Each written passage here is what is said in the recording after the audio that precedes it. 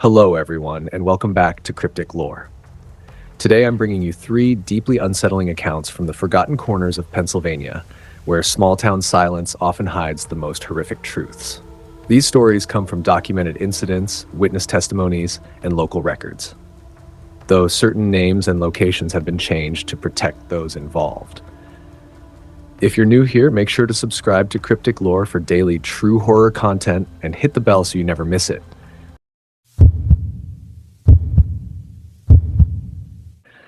Ryland had been working the night shift at the Hillmart convenience stop off Route 47 for almost 3 years when he first sensed something was off. The little store sat on the outskirts of a fading mining town called Bridger Hollow, tucked deep in western Appalachia. One of those forgotten places where the population thinned more every year, ever since the mines went silent back in the 80s. The town barely had enough life left to justify a name, just a sagging row of old houses, a post office that shut its doors by noon, and a handful of stubborn businesses struggling not to sink. Most nights at Hillmart were dead quiet, broken only when a trucker rolled through for coffee, or some local wandered in for cigarettes before heading home. Ryland didn't mind the stillness. It gave him time to work through his online classes, his fragile ticket out of a place that felt like it was slowly collapsing under its own emptiness. There was one regular who showed up nearly every night around 11. His name was Harlan, a man in his late 50s with streaks of gray in his hair and hands permanently stained black from the decades he'd spent underground before the mines shut down. Harlan was always polite, always predictable. One pack of Ridgeton Reds, one lottery ticket, one cup of black coffee. They'd chat for a few minutes about whatever drifted through the night, the weather, football, how Bridger Hollow seemed to be dissolving into memory. Something about Harlan's presence made those long shifts feel less lonely, like having proof that someone else was still awake out there in the dark. And then, suddenly, he stopped coming. At first, Ryland didn't dwell on it. People changed habits all the time. Maybe Harlan had finally quit smoking or found some cheaper gas station on the highway. But after a full week passed with no sign of him, a dull sense of unease began to carve into Ryland's thoughts. It wasn't just that Harlan had vanished. It was that no one seemed to notice he was gone. Ryland mentioned it to a couple of other regulars, asking if anyone had seen him around town. They just shrugged. One woman even gave him a strange look, like asking about a missing person was an overstep or something a normal person shouldn't bring up. 2 weeks slipped by, then 3. And Ryland still couldn't shake the dread gnawing at him. He tried calling the non-emergency police line to report that Harlan hadn't been seen, but the dispatcher sounded irritated from the start. Adults could come and go as they pleased, she said. Unless Ryland had proof something suspicious had happened, there wasn't anything they could do. Ryland hung up feeling helpless and dismissed. He knew the police in Bridger Hollow were stretched thin, but it was like they couldn't even pretend to care. Then came that cold Thursday night in late October, when Ryland decided he couldn't just sit on his hands anymore. His shift ended at 2 in the morning, and instead of driving straight home, he found himself drifting toward the old residential patch of town where Harlan lived. He'd only been to the house once before, when he'd returned a wallet Harlan had left on the counter. The place was a sagging single-story structure, with peeling paint and a porch that seemed ready to crumble, tucked at the end of a gravel road that dead-ended right at the entrance to one of the abandoned mine shafts. The town had fenced the area off decades ago, but the chain-link barrier was rusted out and torn, and everyone knew people still slipped inside now and then. Explorers, troublemakers, or folks who didn't want to be seen. Ryland parked along the road and walked up to the house. Darkness filled the windows. A stack of newspapers had piled up on the porch, untouched for what looked like weeks. He knocked softly, then harder when no one answered. Locked. He circled to the back and peered through the kitchen window. The place looked undisturbed, almost frozen in time, but there was a layer of dust thick enough to show no one had been home for a long while. Ryland's pulse thudded in his ears. Something was unquestionably wrong. As he stood there, trying to decide what to do, he noticed a faint path. Barely a trail, just pressed down grass leading from the edge of Harlan's backyard toward the mine entrance. Ryland raised his phone, switched on the flashlight, and followed the tracks. Every step closer tightened something in his chest. Every instinct screamed at him to go home. But he kept walking, driven by the same gnawing dread that had pushed him out here in the first place. The mine entrance gaped like a black mouth in the hillside, framed by rusted warning signs that had long surrendered their letters to rain and time. Ryland slipped through a gap in the fence and stood at the threshold. Cold, damp air spilled out, smelling like rot and the deep earth itself. He hesitated. Every rational thought he had told him going inside was a terrible mistake. Then he saw it. A shoe, lying just inside the entrance, half buried in dirt. And not just any shoe. One of the worn, heavy work boots Harlan always wore. Ryland's stomach dropped. He stepped into the mine. The tunnel forced him into a half-hunched crawl. The walls were slick, the ground uneven, littered with debris from decades of abandonment. Water dripped somewhere deep inside, each drop echoing through the dark like something alive. He walked for what felt like forever, his phone battery ticking down. He was seconds from turning back when his light caught something ahead. Another shoe. Then a shred of fabric snagged on a sharp rock. Ryland's breath turned shallow, panic clawing at his ribs. But he forced himself forward. The tunnel eventually widened into a larger chamber, and there, under the weak glow of his phone, lay a scene that would stain his memory forever. Bodies. Not one. Several. Some reduced to bone, others fresher, twisted in unnatural positions. Ryland stumbled backward, nearly falling, and then he saw Harlan, slumped against the far wall, eyes closed, his body swollen with the early swell of decay. A bullet wound marred the side of his head. Everything after that blurred. He didn't remember running out, didn't remember the drive back to Hillmart, didn't remember grabbing his phone and calling the police from the parking lot. All he remembered was the crushing horror, the sick realization that something monstrous had been growing in the shadows of this forgotten town. When the officers finally showed up, they treated him like someone hysterical, someone who had overreacted or imagined things. But Ryland wouldn't back down. He led them to the mine himself, refusing to leave until they went inside. They found everything exactly as he described. The investigation spiraled into chaos. The state police took over. The mine was sealed off and flooded with forensic teams. Weeks passed as they recovered remains, trying to piece together the sick timeline of whoever had been doing this. Turns out Harlan wasn't the only one who had vanished. Over the last 15 years, at least 8 men had simply disappeared. Loners living on the outskirts of Bridger Hollow, mostly former miners whose absence barely made a ripple. The bodies matched several of those missing persons. But what chilled investigators most wasn't the bodies. It was what lay deeper in the mine. Hidden living quarters, supplies, tools, meticulous notebooks filled with observations, names, schedules, evidence of someone who had been stalking each victim for weeks, sometimes months, before snatching them. The handwriting was neat, obsessive, meticulous. This wasn't a crime of passion. It was ritual, intentional, calculated. Ryland was questioned again and again. They never treated him like a suspect, but he sensed some of the investigators resented him, said he had contaminated evidence by going in first. He didn't care. He had done what he felt he had to do. And maybe, in some way, he had saved someone else from ending up in that chamber. But as months rolled by, the investigation slowed to a crawl. No fingerprints, no DNA hits, no useful witnesses. The killer had erased their tracks too well. The lack of closure gnawed at Ryland. He couldn't shake the thought that Harlan had sat across from him night after night, drinking coffee, totally unaware that he was being hunted. Then the nightmares came. Memories of the mine, the bodies, the cold darkness swallowing him. His sleep shattered, his grades collapsed. He thought about quitting Hillmart, but couldn't bring himself to do it. Some part of him felt anchored there, like he owed something to the people whose lives had brushed up against his. Then one night, 6 months after the discovery, someone new walked into the store. A man Ryland had never seen before. Tall, thin, skin pale as candle wax, eyes dark and still, too still. The man took a bottle of water and a bag of chips to the counter.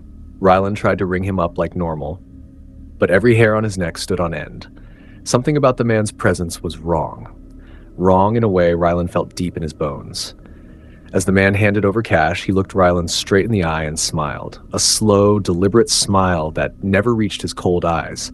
Then he turned and left, melting into the dark parking lot. Ryland didn't move. His heartbeat thundered in his ears. His instincts were screaming again. He rewound the security footage, zoomed in on the man's face, saved the file, and sent it immediately to the detective heading the case. The detective called the next day. They were looking into it, but there wasn't much to go on. No card trail, no clear license plate, no ID. Ryland felt sick with frustration. He knew deep inside that the man was connected. He couldn't explain how he knew. He just did. Over the next few weeks, Ryland became hyper-aware. He watched every customer, tracked their faces, wrote down descriptions in a private notebook. Paranoid, maybe, but he couldn't stop. The idea that the killer was still free gnawed at him nonstop. He stopped going out, stopped meeting the few friends he had left. He shrank his world to the store and his home, haunted by the knowledge that something evil had lived beside them all along. Something still out there. The case remains unsolved even now. The authorities followed dozens of leads, interviewed hundreds of people, processed everything from the mine, but no one was ever arrested. The bodies were returned to family members, and the mine, the awful chamber at its heart, was sealed for good. Bridger Hollow pretended to move on, pretended nothing had happened. But Ryland knew better. Somewhere out there, the person responsible was still breathing the same air, still walking in the same dark, maybe even stepping into the Hill Mart late at night with that same cold smile. Ryland eventually finished his degree and left Bridger Hollow behind, unable to carry the weight of what he'd uncovered any longer.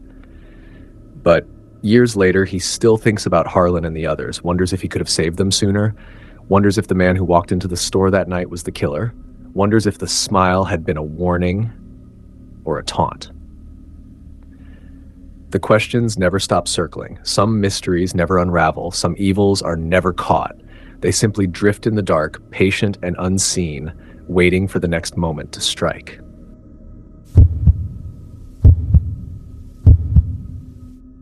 When people ask me about the strangest thing that has ever happened to me, I usually laugh it off or change the subject. The truth is, what happened back in 2019 still hits me in the gut whenever I let myself think about it. I've only ever shared pieces of it with a few close friends, because even now, parts of it feel unreal, or maybe too real. I was 28 at the time, broke after losing my job in Brookford, and desperate for work. The only place that called me back was a small overnight position at a gas station convenience store in a dying Pennsylvania mining town I'll call Ashford Ridge. The name's changed, but the place itself was very real, wedged between thick woods and the rusted remains of coal operations that shut down decades ago. Maybe 800 people still lived there, almost all older folks who had nowhere else left to go. The younger crowd left the moment they had enough money for gas.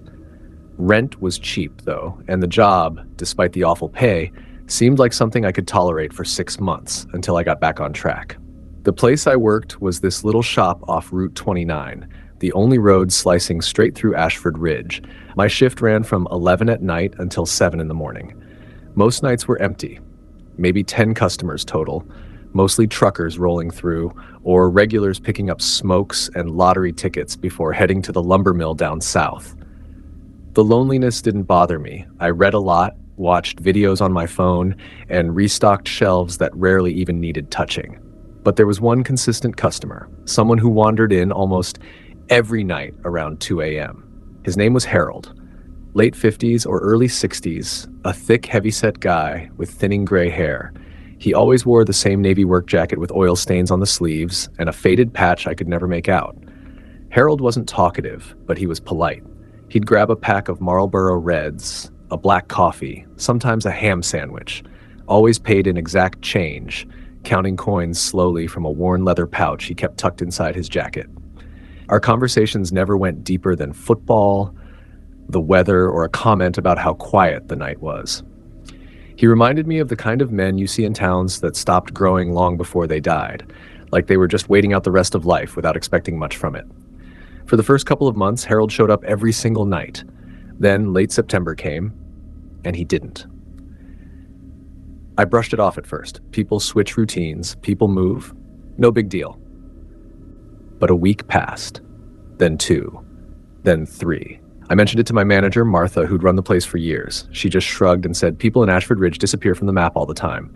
Jobs dry up, folks drift away. Still, something about Harold's silence gnawed at me. Maybe it was the monotony of the job making me latch onto something trivial. Or maybe it was some instinct I didn't want to admit. One slow October night, I asked a few regulars if they'd seen him. Most had no idea who I meant. One older guy, Tom, who bought scratch-offs religiously, thought Harold had worked maintenance at one of the old mining sites years ago, but he hadn't seen him lately either.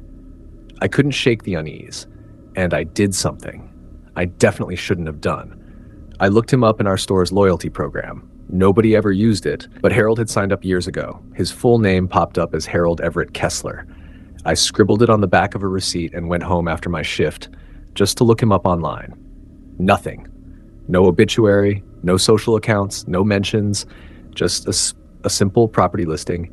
Harold Kessler owned a tiny single-family home on Birch Street, about 2 miles from the store. That was it. I told myself to let it go. Not my business, but the thought that he might be lying somewhere, hurt or dead, wouldn't leave me alone. Ashford Ridge was the kind of place where you could die in your house and no one would notice for weeks. 2 mornings later, right after my shift, I drove over. The sky was still gray and barely awake.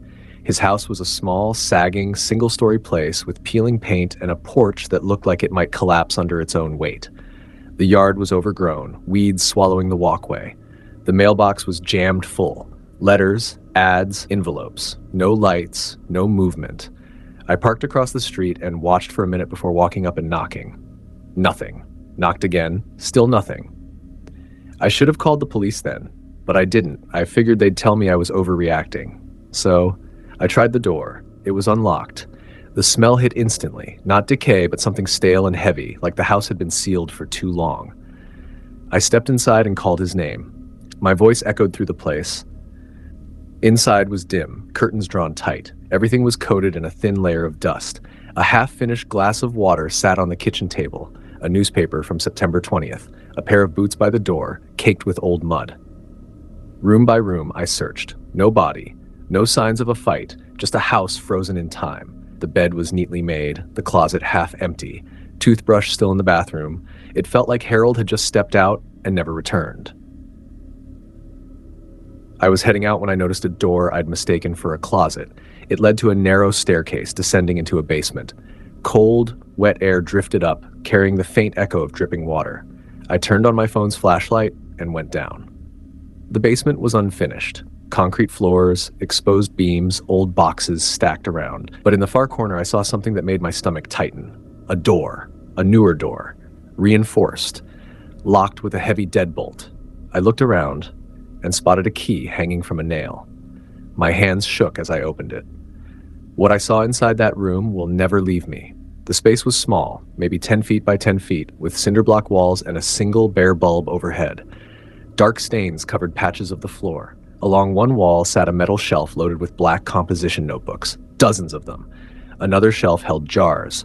Inside them were pieces of jewelry, rings, watches, necklaces. The walls were covered with photos, Polaroids of people, mainly women, some bound and gagged, some just staring into the camera. And right in the center of the room was a wooden chair fitted with restraints. I stumbled back, cold all over, fumbling for my phone. When the dispatcher answered, my voice barely worked. She told me to leave the house immediately. The first patrol car arrived within 10 minutes, though it felt like hours. By sunrise, the entire street was flooded with police, state troopers, detectives, forensic techs, like the whole town had suddenly woken up to a nightmare.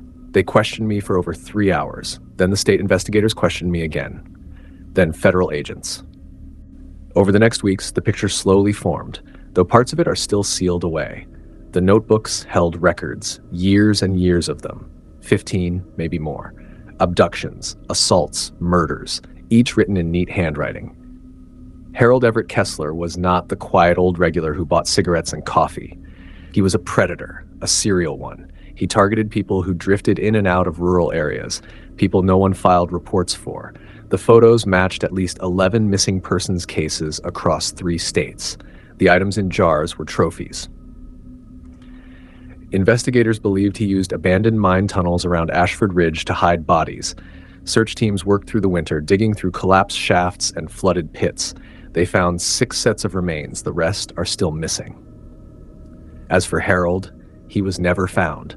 His truck turned up in a Walmart parking lot in Ohio 3 days before I walked into his house. Security footage showed him walking into the woods behind the lot and never coming out. Some think he killed himself.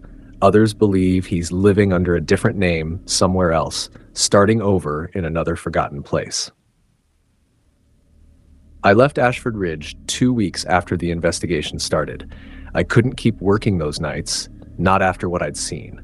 Every time I closed my eyes, I saw that room, the journals, the photos. I still think about him, how ordinary he looked, how normal he acted, how many times I handed him coffee and cigarettes, how I wished him a good night. Never knowing. If this whole ordeal taught me anything, it's that real monsters rarely look like monsters. Most of the time they blend in. They make small talk. They hold the door for you. They laugh at your jokes. And you never suspect a thing until you're staring straight at the truth. If something ever feels wrong, trust that feeling. And if you're ever in a situation like mine, don't hesitate. Call the authorities. You might be the only barrier between a predator and their next victim.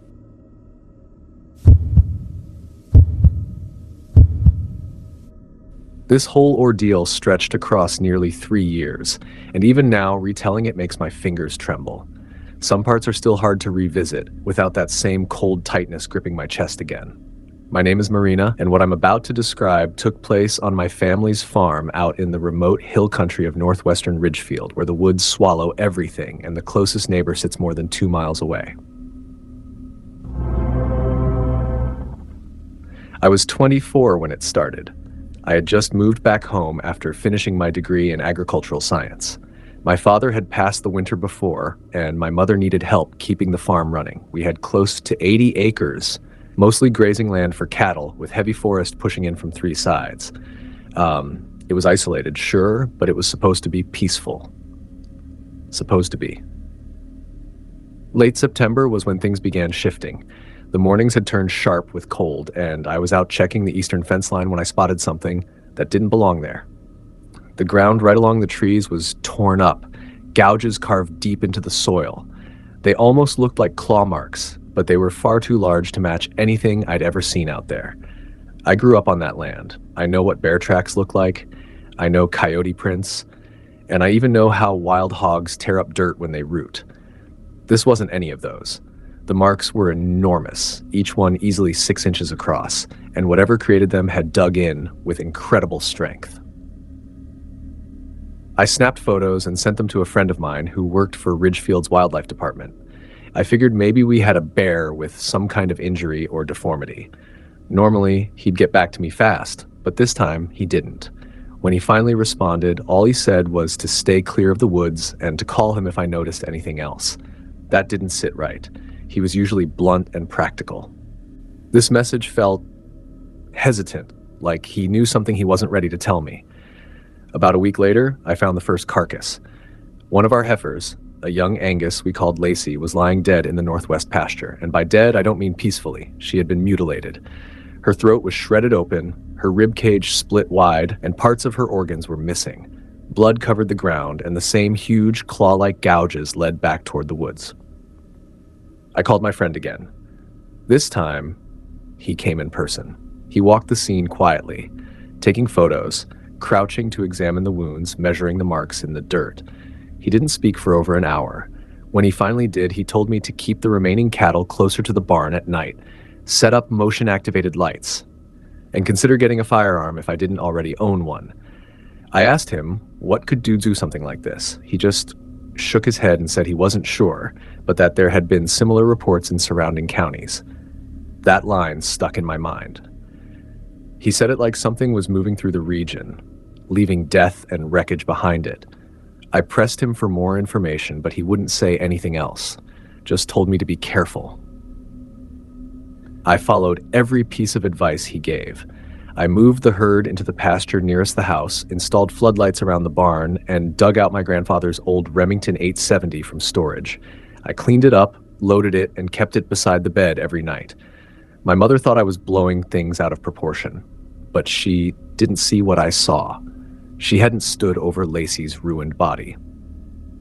For a few weeks, it was quiet. The cattle were nervous, constantly shifting, but nothing else happened. I started hoping whatever was out there had moved on. Then October came, and everything escalated. It was a Thursday night, just after midnight.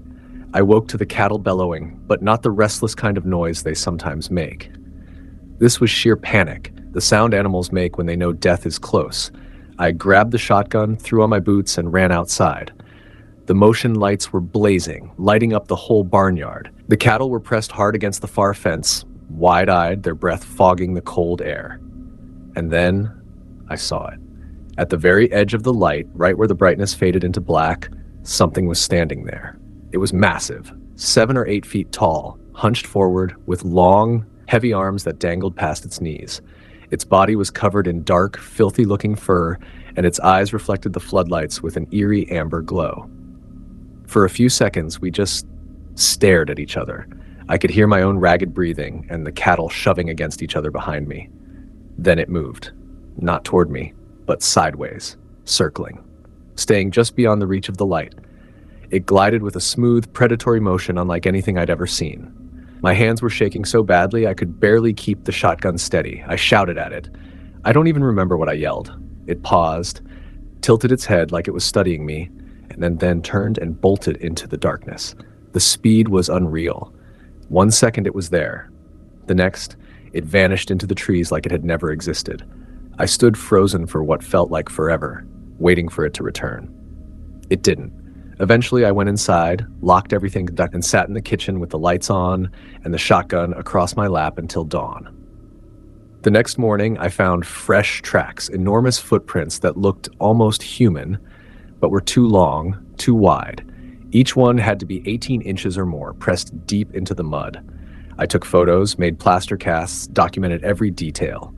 When I sent them to my friend, he replied immediately this time. He told me to reach out to the Ridgefield Cryptid Research Group.